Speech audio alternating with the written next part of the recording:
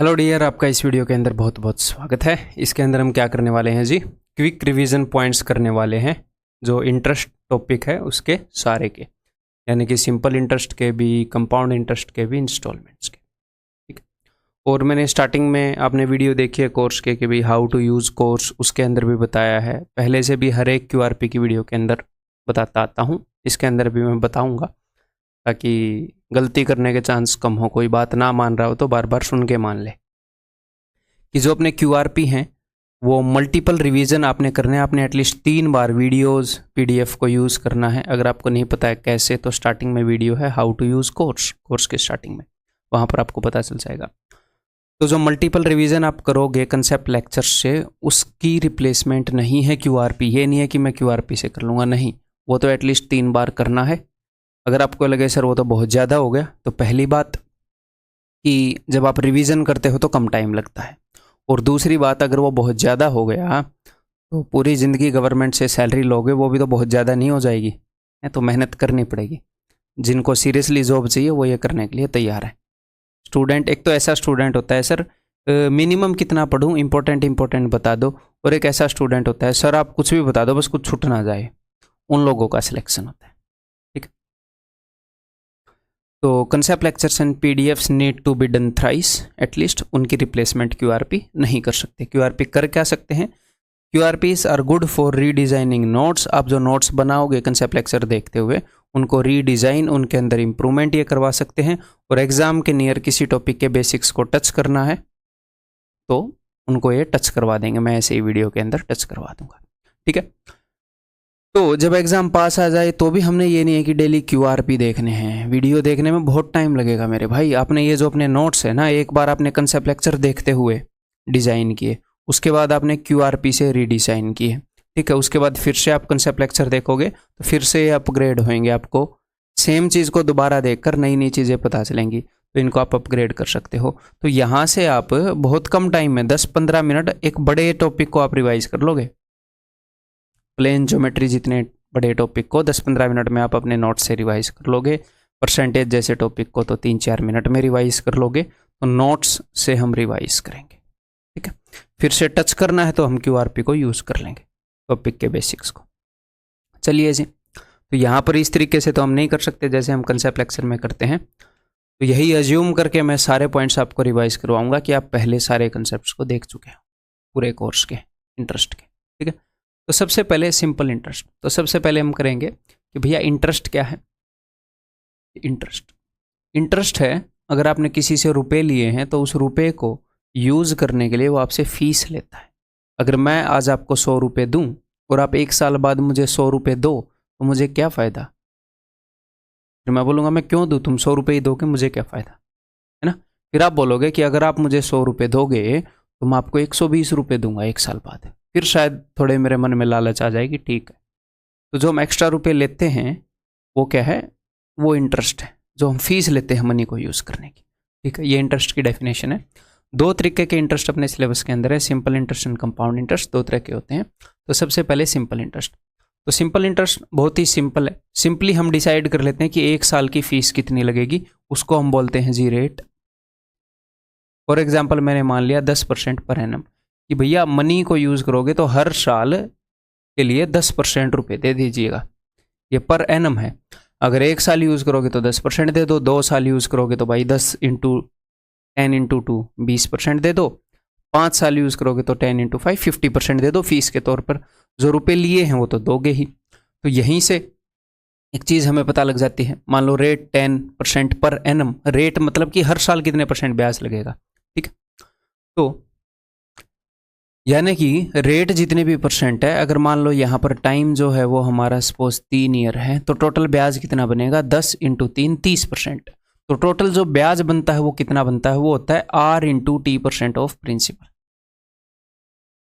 10% हर 1 साल का, 3 साल है तो 30%, 30% ऑफ प्रिंसिपल। ठीक है। इसी चीज़ को जब आप लिखोगे R into T/100 into P, तो ये बन जाएगा। यहीं से फॉर्मूला आ रहा है। तो हमें ये अंडरस्टैंडिंग दिमाग में रखनी है, और फॉर्मूला तो है ही। ठीक है। इसको हम हालांकि यूज़ नहीं करते, बट पता तो होना चाहिए ना कि ऐसी कोई चीज़ है। ठीक है। इसको यूज़ करना, इसको यूज़ करना सेम ही है। ये बच्चे रट लेते हैं, ये हम आपको समझा देते हैं।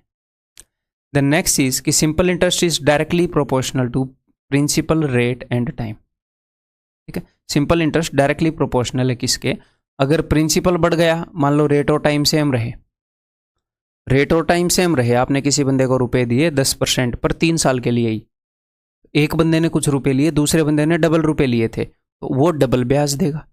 तो प्रिंसिपल रेट और टाइम जितने गुना बढ़ता है उतने ही गुना सिंपल इंटरेस्ट बढ़ जाता है, इनके डायरेक्टली प्रोपोर्शनल है। अगर दुगने समय के लिए रुपए दे दोगे तो ब्याज दुगना लगेगा।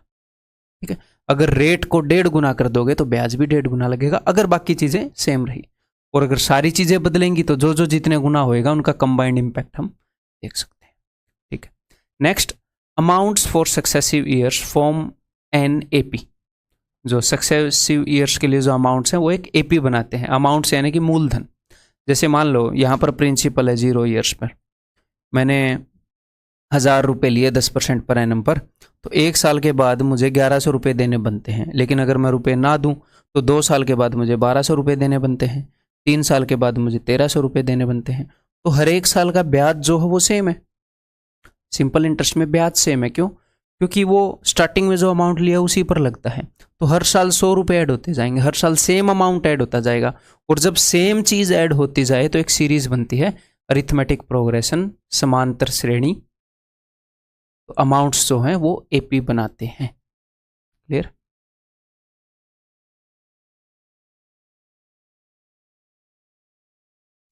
नेक्स्ट है, इन सिंपल इंटरेस्ट साधारण ब्याज में for equal number of years equal sum is added as interest. Same समान वर्षों में समान राशि ब्याज के रूप में बनती है। मान लो अगर मैं आपको ये बताऊं कि इस तरह के क्वेश्चन, उन क्वेश्चंस को रिवाइज करने के लिए उनका कंसेप्ट कि एक सम है जो कि 3 साल के अंदर 5000 रुपये हो गया, और भाई 7 साल, 3 साल के बाद उसका अमाउंट देखा तो 5000 था, 7 साल के बाद उसका अमाउंट देखा तो 9000 था। ठीक है, तो यहाँ पर आपको पता चलेगा कि 4 साल के अंदर भाई साहब 4000 रुपये ऐड हो गए।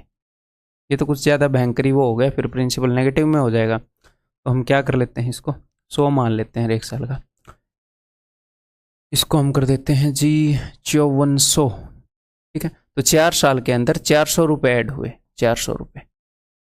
तो हर साल 100 रुपये ऐड हो रहे हैं, अगले 4 साल में फिर से 400 हो जाएंगे। 1 साल में अगर ब्याज के 100 रुपये ऐड हो रहे हैं तो हर एक साल में 100 रुपये ही ऐड होंगे, पहले भी 100 रुपये ही ऐड हुए होंगे। ये सिंपल इंटरेस्ट की अंडरस्टैंडिंग है। ठीक है, और ये पॉइंट और ये पॉइंट एक ही मतलब है इनका। एपी का मतलब क्या है कि सेम नंबर ऑफ टर्म्स, एक टर्म आगे जाओगे तो अगर 10 का गैप है, अगली एक टर्म आगे फिर से 10 का गैप, 5 टर्म आगे जाओगे तो 50 का गैप, सेम चीज है, उसी को अलग वे में बस लिखा है। ठीक है, तो नेक्स्ट अपने पास है जी कंपाउंड इंटरेस्ट। ये सिंपल इंटरेस्ट की अंडरस्टैंडिंग है सारी बेसिक्स की, यही अंडरस्टैंडिंग है, देख लो। इसी अंडरस्टैंडिंग के बेस पर इतने सारे क्वेश्चन हो जाते हैं। यही तो देखो, यहाँ पर मैंने एक पेज में कर दी क्यूआरपी के अंदर, वहां पर इतने सारे क्वेश्चन करवाइए। तभी मैं बोल रहा हूँ क्यूआरपी उनका रिप्लेसमेंट नहीं है, जस्ट मैंने आपको सब कुछ टच करवा दिया कि भैया ये अंडरस्टैंडिंग है, इसी बेस पर क्वेश्चन निकल जाते हैं। तो आपको एक सेंस ऑफ कंप्लीटनेस आएगी। कैसा, यही है कंसेप्ट? हाँ, और कुछ कंसेप्ट आप ढूंढ के देखो, क्वेश्चन के टाइप मिल जाएंगे, कंसेप्ट नहीं मिलेगा, अंडरस्टैंडिंग नहीं मिलेगी। अच्छा, यही है। तो आपको एक कॉन्फिडेंस भी आएगा कि हाँ मैं करके बैठा हूँ भाई, नया क्वेश्चन आ रहा है तो नए कंसेप्ट पर नहीं आ रहा, वो नए टाइप का हो सकता है बस। ठीक है, और सारे टाइप के क्वेश्चन हमने करवा दिए हैं आपको, नए टाइप का भी नहीं मिलेगा आपको, तो क्वेश्चन गारंटीड नहीं मिलेगा। ठीक है, नेक्स्ट कंपाउंड इंटरेस्ट यानी कि चक्रवृद्धि ब्याज। तो चक्रवृद्धि ब्याज और सिंपल इंटरेस्ट में फर्क क्या है कि मान लो प्रिंसिपल 1000 रुपये है और रेट जो है वो 10% है, जो दर है वो 10% वार्षिक रूप से ब्याज संयोजित हो रहा है। तो 1 साल के बाद अगर बंदा देगा तो 1100 देगा, 2 साल के बाद अगर बंदा देगा तो अब 1200 नहीं देगा, अब की बार ये अमाउंट बढ़ता है, यानी कि ये अमाउंट 10% बढ़ा, फिर ये अमाउंट। अब अपना प्रिंसिपल बदल गया कि भैया 1 साल बाद और दोगे, या तो आज 1100 दे दो या मैं 1100 को 10% बढ़ा रहा हूँ, ये है। तो ये अमाउंट बढ़ता जाएगा, यानी कि हमारा प्रिंसिपल चेंज होता रहता है। ये सिंपल सी बात, क्लियर है जी? तो इसको कैलकुलेट करने के कई मेथड आपको बताए हैं मैंने, तो देखते हैं वो सारे रिवाइज करते हैं। तो हम एग्जाम्पल क्या ले लेते हैं, यहाँ से बोर्ड आ सकता है कोई? हाँ, वेरी गुड, बढ़िया बात है। तो ये मैंने पहले यूज़ नहीं किया, काली स्क्रीन यूज़ की। ये वाला इसमें भी रंग बदल जाता है क्या? एक बार देख लो। हाँ, इसमें रंग नहीं बदल रहा भाई, बट इसमें पेजेस ऐड हो जाते हैं। चलो इसको बाद में रिसर्च करेंगे।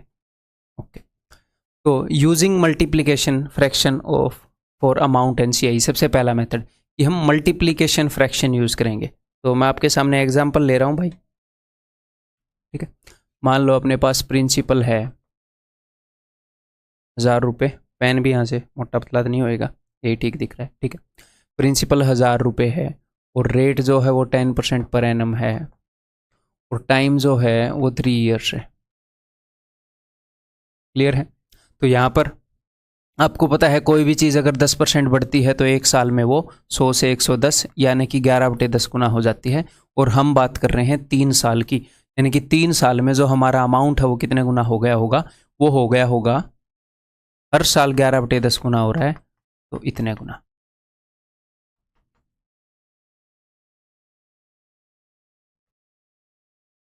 तो अगर आपको अमाउंट निकालना है तो ये तो अमाउंट है, अमाउंट कितने गुना हुआ।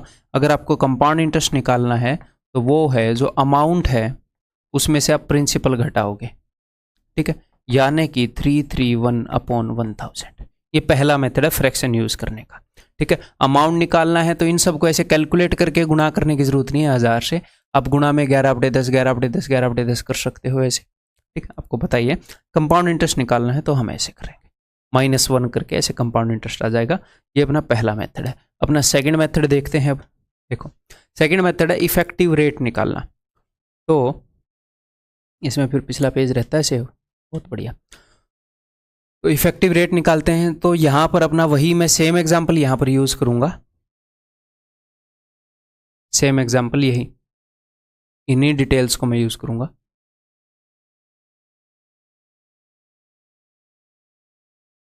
तो 3 बार 10% ब्याज लग रहा है। तो मैंने आपको फॉर्मूला बताया है कि जब हमें 2% ऐसे कंबाइन करनी हो तो A + B + AB/100, इससे ये हो जाएगा 21 और इन दोनों को फिर से कंबाइन कर देंगे, ये हो जाएगा 33.1%। तो नेट जो कंपाउंड इंटरेस्ट है वो इतने परसेंट आ जाएगा, 33.1%।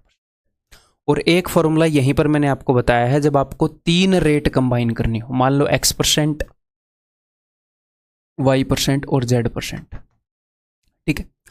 तो X + Y + Z + XY, और इसको याद रखने का तरीका भी बताया है, अभी बता दूंगा, बहुत ही ईजी है, /100 + XYZ/100 × 100। देखो यहां पर हमने क्या किया था, A और B को एक एक बार लिया था, एक एक बार लिया था, तो नीचे 100 हमने नहीं लिखा। जब हमने 2 की गैंग बनाई तो हमने एक बार 100 लिख दिया। सिर्फ बात को सुनो, यहां पर एक एक बार लिया तो एक मतलब कि 0 बार 100 लिखा। यहां पर 2 की गैंग बनाई तो 2 से 1 कम क्या होता है, एक बार 100 लिख दिया। यहां पर 3 की गैंग बनाई तो 2 बार 100 लिख दिया। तो जितने जितने का हम ग्रुप बना रहे हैं उससे एक कम बार हम नीचे 100 लिख रहे हैं, तो ये नेट इफेक्टिव रेट आ जाएगा। तो ये 2 तरीके हैं इफेक्टिव रेट निकालने। क्लियर है? और आपको 10% की तो याद होनी चाहिए कि भैया अगर 2 बार 10% हो तो 21% होता है, अगर 3 बार 10% हो। अब मैं हर एक परसेंटेज याद करने के लिए नहीं बोल रहा, मैं 10% की बोल रहा हूँ बिकॉज ये बहुत बार यूज होती है। 4 बार 10% ऐसे हो तो 46.41% होता है। ये बहुत ज़्यादा आपके काम आएगी। क्लियर? देन नेक्स्ट तरीका हमारे पास क्या है जी, रेशियो मेथड। नेक्स्ट मैंने आपको रेशियो मेथड बताया है, एग्जैक्टली सेम एग्जाम्पल के ऊपर मैं रेशियो मेथड लगाऊंगा। 1000 रुपये 10% 3 साल। तो फॉर 2 कंपाउंडिंग्स या फिर 2 ईयर्स, कंपाउंडिंग का मतलब आप अच्छे से जानते हो, सब लेक्चर देख लिए हैं। तो 2 कंपाउंडिंग्स के लिए हमने क्या किया था, हमने रेशियो यूज़ किया था 2:1। ये है जी अपना I1 पहले लेवल का इंटरेस्ट, ये है I2 दूसरे लेवल का इंटरेस्ट। 3 कंपाउंडिंग्स के लिए हमने यूज़ किया था 3:3:1। 4 कंपाउंडिंग के लिए मैंने आपको बताया था 4:6:4:1। I1, I2, I3, I4, ये ऐसे। तो एग्जैक्टली सेम एग्जाम्पल है। तो ये है जी हमारा प्रिंसिपल, दैट इज 1000। ये है अपना I1, इसका 10% 100, I2 है इसका 10% 10, I3 है इसका 10% 1, I4 है इसका भी 10% 0.1। अगर आपको निकालना है 2 साल का तो 2 इंटू आप क्या करोगे, ऐसे करोगे आप, 2 साल का निकालना है तो इसका I1 निकालोगे सीधा 100 इंटू 2 कर दोगे, फिर इसका 10% निकालोगे 10 इंटू 2 कर दोगे, बस ये सॉरी इंटू 1 कर दोगे, रबड़ यहाँ से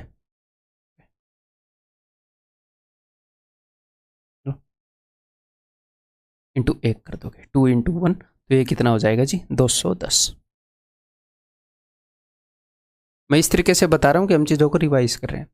अगर हम 3 साल का निकालेंगे तो I1, I2, I3, I1 यहाँ पर क्या है ये इंटू 3 इंटू 3 इंटू 1 331, 4 साल का निकालेंगे तो 4641। ठीक है, इसको याद करने के लिए मैंने आपको क्या बताया था, मैंने आपको एक तो 11 की पावर्स वाला तरीका बताया था कि अगर 2 बार कंपाउंडिंग का आपने निकालना है तो 11 का स्क्वायर 121 होता है, उसके लास्ट के 2 डिजिट से बनता है ये रेशियो। 11 का जो क्यूब होता है 1331 होता है, पहले डिजिट को छोड़ के बाकी सारे डिजिट से बनता है ये रेशियो। 11 की पावर 4 जो होती है 14641 होती है, पहले वाले डिजिट को छोड़ के बाकियों से बनता है। ठीक है,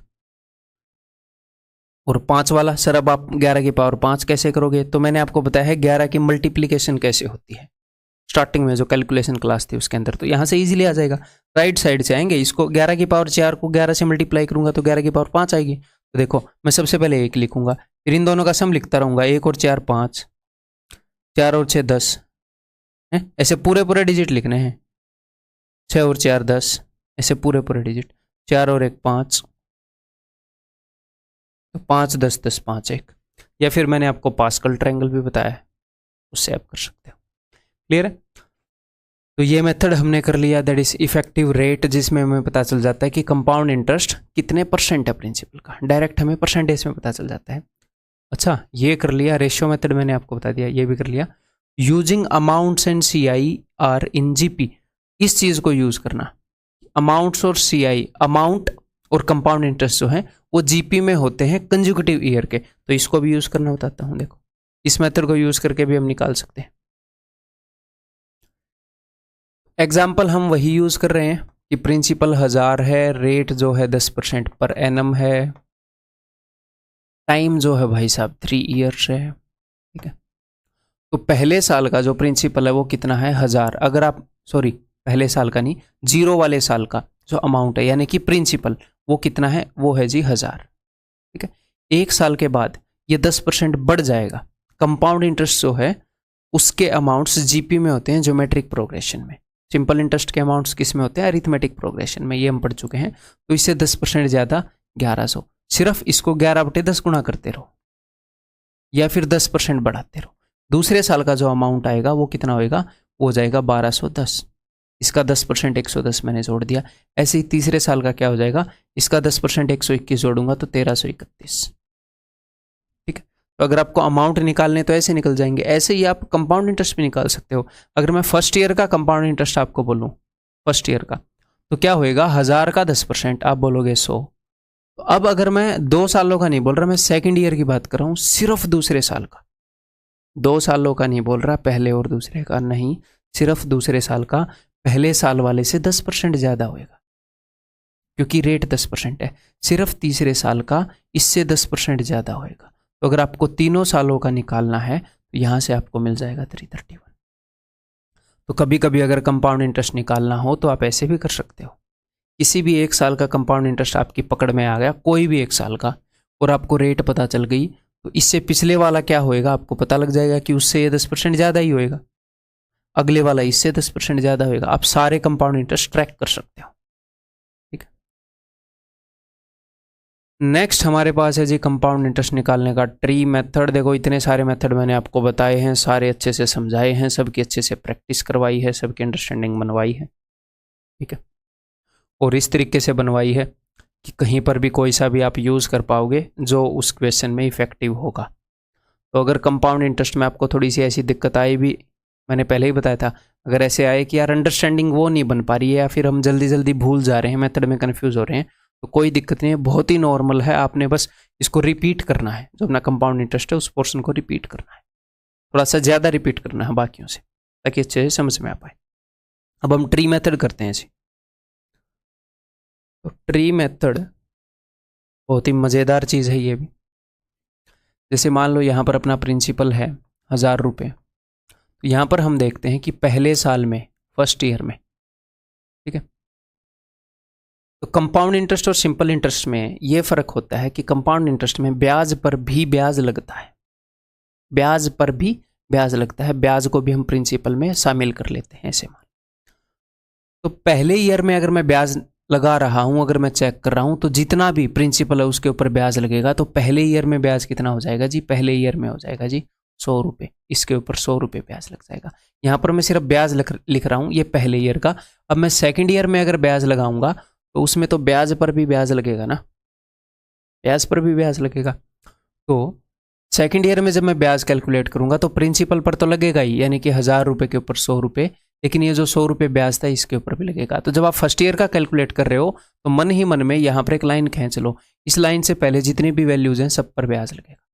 जब आप सेकेंड ईयर का कैलकुलेट कर रहे हो तो अपने मन ही मन में यहाँ पर एक लाइन खींच लो, सेकेंड ईयर का निकाल रहे हो तो इससे पहले जितनी भी वैल्यूज है सब पर, इसके ऊपर इसका 10%, रेट वही है अपनी 10%, ठीक है, और इसका 10% 10 रुपये। ये सेकेंड ईयर का ब्याज है, इकलौता सेकेंड ईयर का। जब आप थर्ड ईयर का ब्याज कर रहे हो तो अपने मन ही मन में यहाँ पर लाइन खींच लो, इसके पहले जितनी भी वैल्यूज हैं उन सब के ऊपर ब्याज लगेगा, ठीक है। तो इसके ऊपर तो 100 रुपये लगेगा ही। अब इस 100 पर भी, इस 100 पर भी, तो इसका 10% 10, इसका 10% 10, तो 10 और 10, और इसके ऊपर भी 1। ये सिर्फ तीसरे साल का ब्याज है। अगर कोई आपसे सिर्फ तीसरे साल का ब्याज पूछे तो आप ये बता दोगे, ये। अगर कोई सिर्फ दूसरे का पूछे तो ये बता दोगे, सिर्फ पहले का पूछे तो ये बता दोगे, हैं, तीसरे और पहले के बीच में अंतर पूछे तो इनका अंतर बता दोगे, तीनों साल का पूछे तो आप ये बता दोगे। 331 बन रहा है ना तीनों सालों का, 100 100 100 300 10 10 10 30 और 1 31 331। तो ये ट्री मेथड जी हमने किया था, जिसमें हम स्पेसिफिकली ट्रैक कर सकते हैं कौन से साल में कितना ब्याज लगा। तो अगर कोई ऐसे काम करता है, तीसरे और दूसरे साल का फर्क इस टाइप से काम करता है, तो हम इससे बता सकते हैं, ठीक। तो भाई यहाँ पर अपने सारे मेथड कवर हो गए, रिवाइज हो गए आपके, क्या क्या चीज़ें बताई थी, क्या क्या इनके भी, और एक आधी चीज़ें और मैं आपको बता दूँ। देखो तो भाई यहाँ पर ये यूज़ नहीं होता इस वाले बोर्ड में, वहाँ पर भी बटन है नहीं। तो यहाँ पर देखो, सबसे पहले हमने ये मेथड किया, ओके से। तो इसमें अगर मैं आपको ये बोल दूँ 3 की जगह 2.5 साल, तो आप क्या करोगे? पहले 2 साल के लिए 10% मतलब कि 11/10 गुणा 11/10 गुणा। अब अपने पास कितने साल हैं टोटल? 2.5 साल हैं, पूरा साल, फिर दूसरा पूरा साल, और फिर एक आधा साल। तो एक साल के लिए 10% है, तो आधे साल के लिए 5%, उसके लिए 21/10 21/20 5% के लिए फ्रैक्शन, ठीक। ऐसे ही अगर अगले मेथड के अंदर ये हुए कि भैया 2.5 साल, तो कोई दिक्कत नहीं है, 10% 10% और 5% इनको क्लब करेंगे कि ये साल आधा है। अगर इस रेशियो वाले मेथड के अंदर अगर ऐसे हो 2.5 साल, 2.25 साल, ऐसे फ्रैक्शन में टाइम आए, तो ये जो है ये रेशियो कितनी कंपाउंडिंग के लिए है? आप बोलोगे सर 2 कंपाउंडिंग के लिए, और 2 कंपाउंडिंग पूरी पूरी, 2 कंपाउंडिंग पूरी पूरी, यानी कि अगर कंपाउंडेड एनुअली है तो 2 साल, कंपाउंडेड अगर 6 मंथली है तो 1 साल का ब्याज आप इससे निकाल सकते हो। 6 मंथ की 2 कंपाउंडिंग लगे, कंपाउंडिंग पूरी पूरी। तो अगर फ्रैक्शन में टाइम आया, और टाइम भी नहीं, सॉरी, अगर फ्रैक्शन में कंपाउंडिंग हुई, मान लो आप 8-8 महीने में कंपाउंडिंग कर रहे हो 8 मंथ में, और 8 मंथ की 3 कंपाउंडिंग कर दी 2 साल के अंदर, तो 3 कंपाउंडिंग पूरी होगी तो ये मेथड लग जाएगा। तो जो ये रेशियो मेथड है, जब फ्रैक्शन में कंपाउंडिंग होगी तो ये नहीं लगेगा। मान लो 2.5 कंपाउंडिंग जितना टाइम है, 2.5 साल है, तो आप ये वाला लगाओगे या ये वाला लगाओगे? जुगाड़ तो मैं आपको ये लगाने का भी बता दूंगा कि ऐसे इसको मैनिपुलेट करो, लेकिन फिर वो बिना वजह कॉम्प्लेक्स हो जाएगा, तो इसको हम अवॉइड करेंगे, और इतने मेथड इसीलिए तो दिए हैं।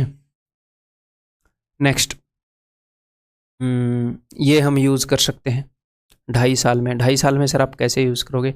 मैं ऐसे यूज़ करूँगा कि पहले साल का ये, दूसरे साल का ये, तीसरा साल अगर पूरा होता तो होता 121, लेकिन आधा है तो होगा इतना। तो अगर नेक्स्ट ईयर जितना भी यूज़ हुआ है आप पूरे साल का निकाल लोगे। अगर एक्चुअल में आधा हुआ है, पहले पूरे का निकालोगे, आधा हुआ तो आधा, 1/3 यूज हुआ तो 1/3, इसको यूज कर सकते हो फ्रैक्शन में। अगले पूरे साल का तो ब्याज निकाला नहीं, पूरे साल का जितना ब्याज होएगा, पूरा साल उसने भरता नहीं, सिर्फ 1/3 साल उसने रुपए यूज किए तो उसका 1/3 हो जाएगा। इससे कर सकते हैं। नेक्स्ट है जी ये, यहां पर तो आप कर ही सकते हो सर। यहां पर कैसे करेंगे 2.5 साल में, बता देता हूं। देखो अगर आपने 2.5 साल में करना है तो क्या होएगा, पहले 2 साल जो ब्याज लगा वो कितने परसेंट लगा, वो तो 10% लगा। इसका 10% दूसरे साल में चेक किया तो इसका भी 10%, इसका भी 10%। लेकिन अगले साल अब जो हम ब्याज चेक कर रहे हैं सिर्फ आधा ही साल हुआ, सिर्फ 5%। तो अब हम 5% ले लेंगे सबका। इसका 5% कितना हो जाएगा 50, इसका 5%, इसका 5%, 100 का 5% निकालो, फिर 100 का 5%, तो 100 का 10% ही हो गया, तो 10% ही ले लूँ 10, तो 2 बार 5 लिखने से की बजाय। और इसका 5% कितना हो जाएगा जी, का 0.5। तो इसमें भी कर सकते हो, बस जो रेशियो वाला मेथड है उसमें आप जब फ्रैक्शन में कंपाउंडिंग आएगी तो वहां पर वो यूज नहीं कर पाओ। क्लियर है? तो everything is clear. Okay, next है जी कंपाउंड इंटरेस्ट के अंदर डिफरेंट कंपाउंडिंग पीरियड्स। हमने अलग अलग कंपाउंडिंग पीरियड्स किए थे, ठीक है। तो वहां पर आपको क्या करना होता था, सिंपली कि भैया जो हमारी रेट है मान लो 20% पर एनम है और कंपाउंडिंग हाफ ईयरली है, तो पहले तो रेट को जो है जितने में कंपाउंडिंग हो रही है उसके अकॉर्डिंग लाएं, तो यानी कि 10% पर 6 मंथ अपनी कंपाउंडिंग के अकॉर्डिंग होगी। फिर हमने देखना है जो हमारा टाइम है उसके अंदर कंपाउंडिंग कितनी बार लगेगी। तो आधे साल में कंपाउंडिंग हो रही है तो 1.5 साल में 3 बार लगेगी, तो 10% 3 बार, ऐसे करके हम ब्याज निकाल सकते हैं।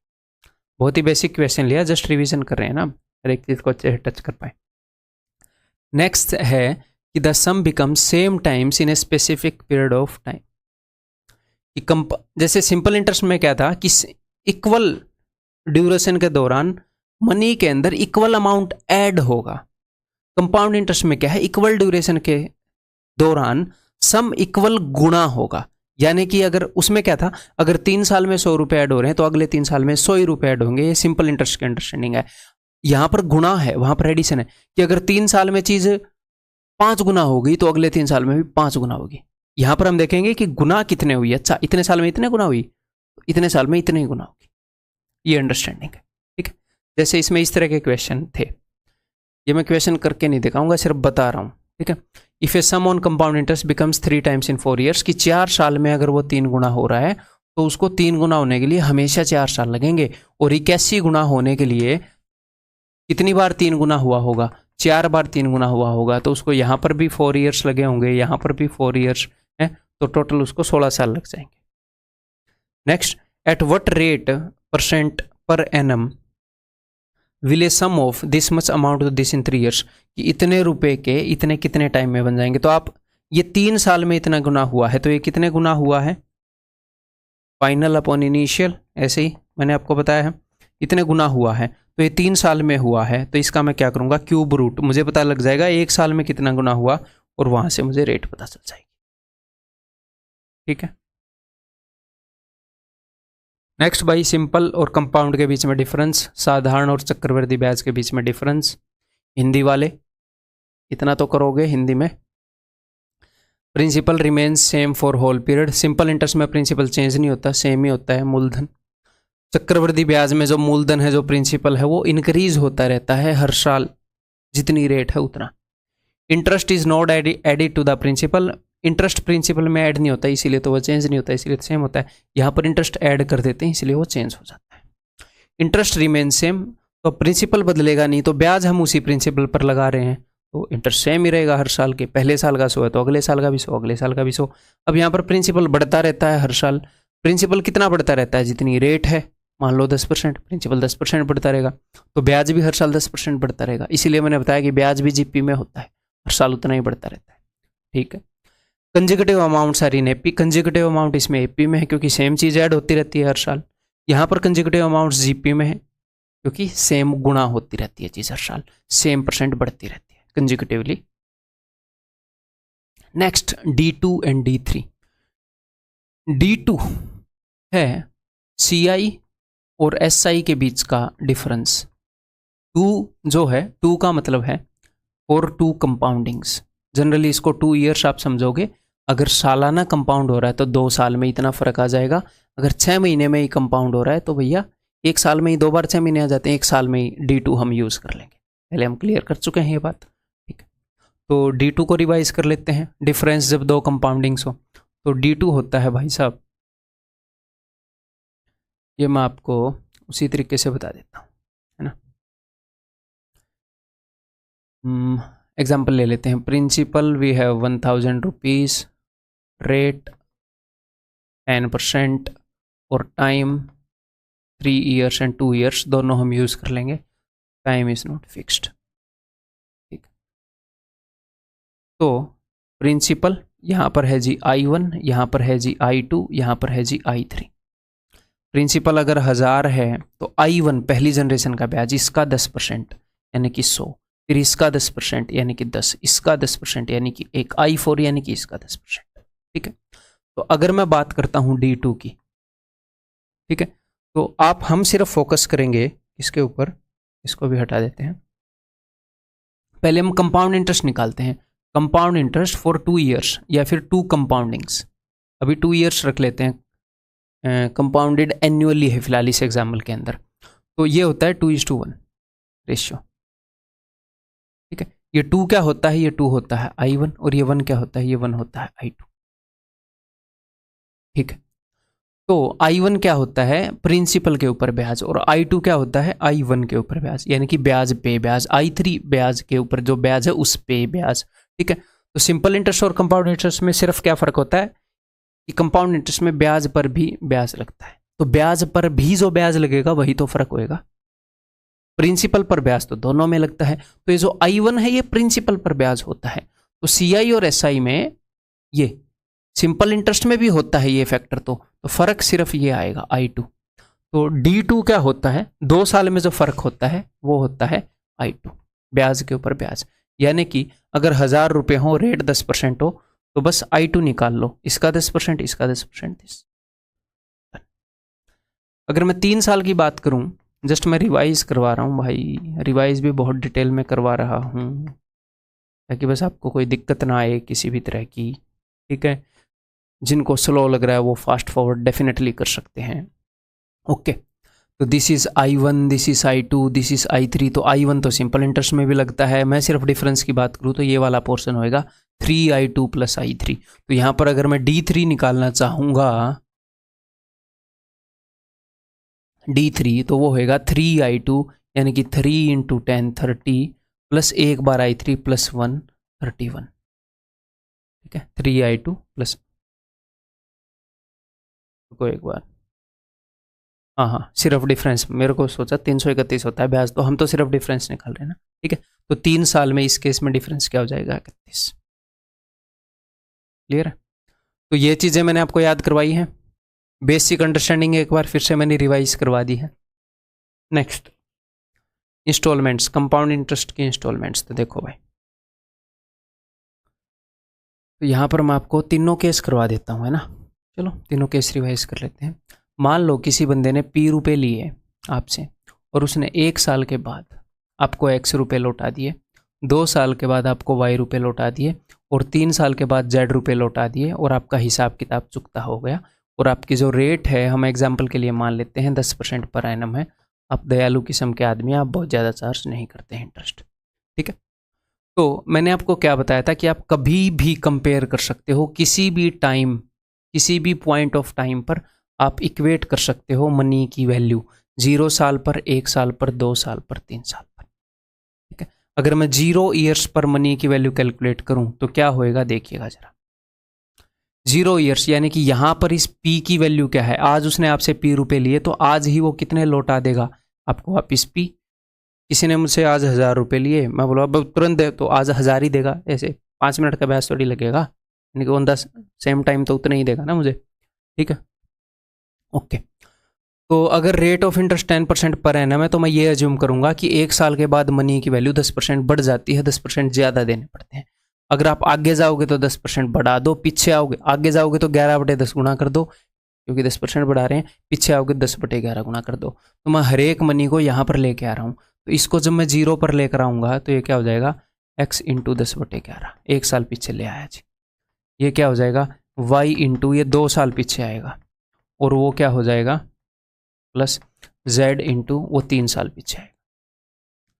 अगर मैं इसको कैलकुलेट इक्वेट करना चाहूँ 1 साल के बाद, तो इस प्रिंसिपल को 1 साल बाद ले जाऊँगा, p इंटू 11/10, x तो यहीं पर रहेगा 1 साल के बाद कंपेयर कर रहे हैं, y 1 साल पीछे आएगा 1 बार 10/11 गुना, z 2 बार पीछे आएगा तो 2 बार 10/11, ठीक है। ये सारी चीज़ें हम पढ़ चुके हैं।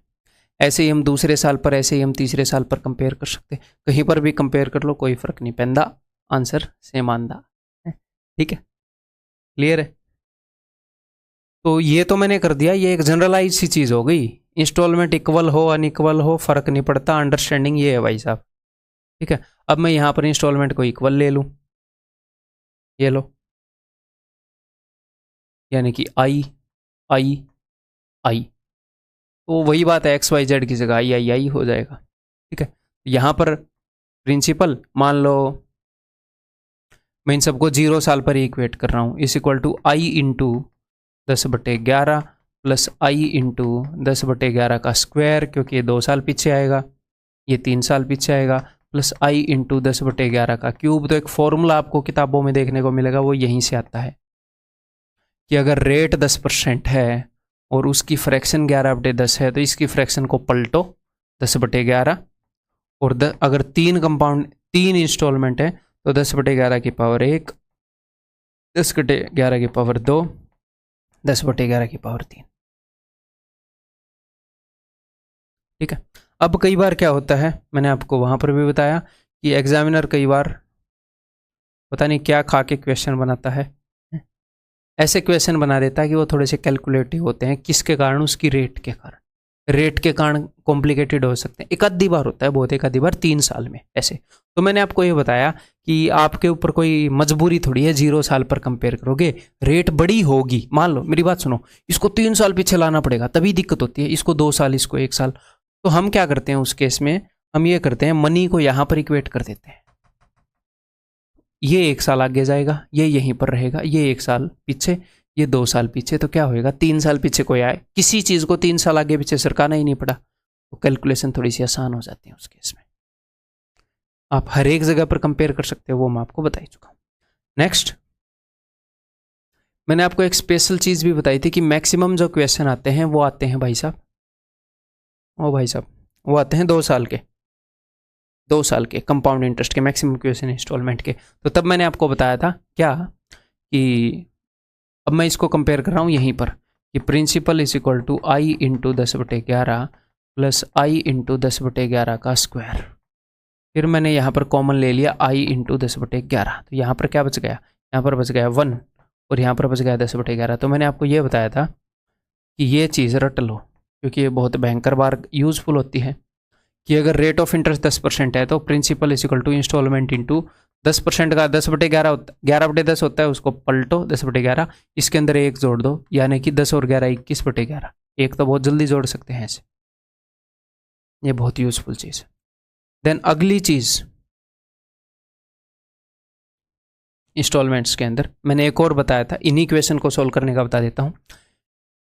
इसी केस के अंदर बता देता हूँ, अगर प्रिंसिपल 1000 रुपये है, रेट 10% पर एनम है और मान लो टाइम जो है वो 3 ईयर्स है, कैसे हम सोल्व करेंगे। तो 10% रेट का मतलब होता है कि 10 रुपये की जगह 11 रुपये देना 1 साल बाद। अगर 2 साल आप देखना चाह रहे हो कंपाउंड इंटरेस्ट से, तो इसका स्क्वायर कर दो, 100 की जगह 121 देना। 3 साल बाद देखना चाह रहे हो तो 1000 की जगह 1331 देना। तो ये है इंस्टॉलमेंट कि भैया 1000 रुपये लिए थे, 3 साल के बाद 1331 दे दिए। तो मैंने क्या बताया था, इंस्टॉलमेंट को सेम कर दो, बिकॉज इंस्टॉलमेंट इक्वल देता है वो, जब इक्वल इंस्टॉलमेंट की बात हो तो ये है, अनइक्वल का तो मैं बता ही चुका हूँ XYZ वाला। तो यहाँ पर भी 11 गुना, यहाँ पर भी 11 गुना, 1100 हो गया। यहाँ पर 121 गुणा, यहाँ पर भी 121 गुणा, ठीक है। तो ये इंस्टॉलमेंट हो गई। इंस्टॉलमेंट की वैल्यू क्या है, 1331 है, ठीक है, क्लियर है जी। तो ये इंस्टॉलमेंट की वैल्यू हो गई, ये पूरा प्रिंसिपल की वैल्यू हो गई। जो भी क्वेश्चन के अंदर प्रिंसिपल होगा कितना हो गया, 3310, क्लियर है। अगर वो ब्याज भी पूछे तो यहाँ पर आपको ब्याज भी पता लग गया। 1210 की जगह 1331 दिए, 1000 की जगह 1331 दिए, तो ब्याज कितना लगेगा भाई, तो यहाँ पर ब्याज हो गया 331, यहाँ पर ब्याज हो गया भाई साहब 231, और यहाँ पर ब्याज हो गया भाई 121। 1210 की जगह 1331, तो ब्याज पूछ ले ब्याज बता दोगे, प्रिंसिपल पूछ ले प्रिंसिपल बता दोगे, इंस्टॉलमेंट पूछ ले इंस्टॉलमेंट बता दोगे, आप कुछ भी बता दोगे, ठीक है। प्रिंसिपल देकर ब्याज पूछ लेगा तो 1310 यूनिट की वैल्यू दे दी, ब्याज पूछ लिया, इन सबको जोड़ देना। या फिर इंस्टॉलमेंट बताकर ब्याज पूछ लेगा, या फिर ये बताकर ये पूछ लेगा। सर कुछ भी बिना बताए पूछ ले तो भाई साहब फिर हम कुछ नहीं कर सकते। कुछ भी बिना बताए कैसे पूछेगा। कई बच्चे ऐसे कर देते हैं ऑफलाइन क्लास में कि अगर ये भी ना दे तो ये भी ना दे तो पुलिस कंप्लेन कर दो। अब और तो क्या करें। नेक्स्ट भाई साहब अपने पास सिंपल इंटरेस्ट की इंस्टॉलमेंट। तो सिंपल इंटरेस्ट की इंस्टॉलमेंट में मैंने आपको क्या बताया है, 3 साल की इंस्टॉलमेंट करके बता देता हूँ। अगर मान लो रेट ऑफ इंटरेस्ट 10% है, मैं यहाँ पर पूरा कंसेप्ट नहीं बता सकता, ठीक है। कहीं ये सोच रहे हो बिल्कुल ही मतलब जड़ से अलग अलग तरह के टाइप के क्वेश्चन, फिर तो कंसेप्ट लेक्चर में ही कन्वर्ट हो जाएगा। तो मैंने जो आपको बताया था उसको रिवाइज करवा रहा हूँ कि 3 इंस्टॉलमेंट 100 की मैंने आपको ऐसे बताया था, रेट 10% है, तो ये दूसरी इंस्टॉलमेंट है, इसको यहाँ पर ले जाओ तो 110। सिंपल इंटरेस्ट में आप पीछे नहीं ला सकते, आप सबको आगे लेके जा सकते हो, एक को भी पीछे नहीं ला सकते। तो इसका मतलब क्या है, सबको यहीं पर कंपेयर करना पड़ेगा आखिरी जगह पर। यहाँ पर भी कंपेयर नहीं कर सकता, क्यों, क्योंकि ये यहीं पर रह गई, ये आगे आ गई, फिर उसको पीछे लाना पड़ेगा, तो सबको एंड में ले जाएंगे। तो इसको सिंपल इंटरेस्ट के रेट 10% है, 1 साल में ये 10% बढ़ेगा, 2 साल में ये 20% बढ़ेगा, 120। तो ये क्या आ गया जी, बिकॉज सबको मैं तीसरे साल में कंपेयर कर रहा हूं। मान लो प्रिंसिपल पी था 330, तो ये वो वैल्यू है, ये है अमाउंट। मतलब देखो उसने 100 रुपये तीसरे साल में दिए, उसने ये 100 रुपये दूसरे साल में दिए, तो अगर वो 1 साल और बाद देता, इसके ऊपर सिर्फ 2 साल का ब्याज लगा है, मैंने 1 साल का ब्याज और लगा दिया 110। यहाँ पर 1 साल के बाद उसने रुपए दे दिए, यहाँ पर सिर्फ 1 साल का ब्याज ऐड है, तो मैंने 2 साल का और ऐड कर दिया। लो मैंने हर एक रुपये के ऊपर 3 साल का ब्याज लगा दिया, यानी कि जब सारे रुपए के ऊपर 3 साल का ब्याज लगता तब जो अमाउंट बनता ये वो चीज़ है, जब हर एक रुपए के ऊपर 3 साल का ब्याज लगता। यानी कि व्हाट इज दिस, जब इस पी के ऊपर 30% ब्याज लगता 3 साल में पूरे रुपए पर, तो ये अमाउंट है। अगर अमाउंट की वैल्यू 330 यूनिट है तो इंस्टॉलमेंट की वैल्यू 100 यूनिट है। ये मतलब बोलना सर 110 120 कहाँ है, अरे इनको अगर हम हर एक रुपये पर लगाएं, क्वेश्चन सोल्व करने के लिए हमने ये लिखा है, अदरवाइज इंस्टॉलमेंट की वैल्यू तो यही है। तो वो आपको प्रिंसिपल देगा, तो आप अमाउंट निकाल सकते हो, 30% बढ़ा दोगे, रेट के अकॉर्डिंग बढ़ा दोगे, फिर इंस्टॉलमेंट बता दोगे। इंस्टॉलमेंट बता दे तो 100 यूनिट की वैल्यू दे दी, 330 यूनिट की वैल्यू बता देना, यहाँ से आप ये भी निकाल सकते हो। क्लियर है। यहाँ पर हमने कंसेप्ट सारा रिवाइज कर लिया है, जो रिवाइज किया जा सकता था QRP के थ्रू, इस तरीके से टच किया जा सकता था। ठीक है, अगली वीडियो के अंदर मिलते हैं।